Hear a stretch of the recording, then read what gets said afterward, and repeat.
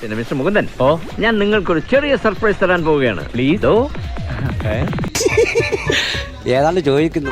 അഖിലേ, 7ന്റെ പട്ടിക ചൊല്ലാൻ. അവൻ എന്തിനുള്ള പുറപ്പാടാണെന്ന് മനസ്സിലായി. 7ന്റെ അല്ലയോ?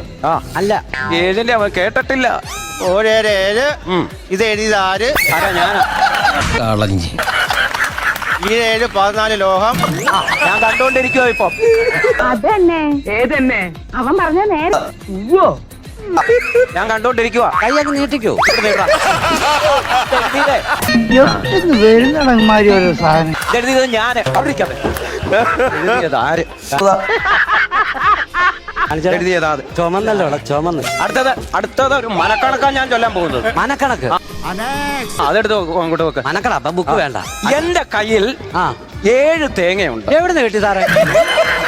ഈ നമ്പർ കൊള്ളാളിയാ. 2 എണ്ണം അഖിലിന് കൊടുത്തു. എനിക്ക് വേണ്ട, വൈകിട്ട് കൊണ്ടുപോകാൻ പറ്റത്തില്ല.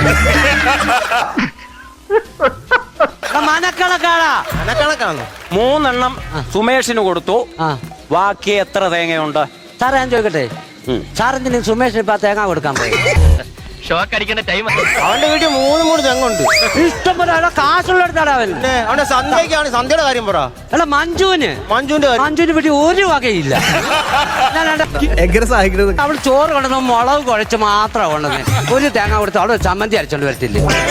എന്താ വൃത്തിയാണ് സാറേ ഇത്? പാവങ്ങൾക്ക് വേണ്ട ഒരു 10 കിലോ ചേർത്ത് സാധനം മേടിച്ചു കൂടെ. പിന്നെ പുണ്യം കിട്ടത്തില്ലയോ? ഇത് വടി കൊടുത്ത് അടി വാങ്ങുന്ന പരിപാടിയാണല്ലോ. എല്ലാം ഉള്ളടത്ത് കൊണ്ട് തേങ്ങ കൊണ്ട് എന്റെ 30 വർഷത്തെ സർവീസിനിടയ്ക്ക് ഇത് ആദ്യത്തെ സംഭവം. കണക്ക് പറയുമ്പോൾ കയറി വന്നേണ്ട. ഈ കണക്ക് പഠിക്കണ്ട. അവിടെ എല്ലാവരോടും പറയണേ ഗുഡ് ബൈ.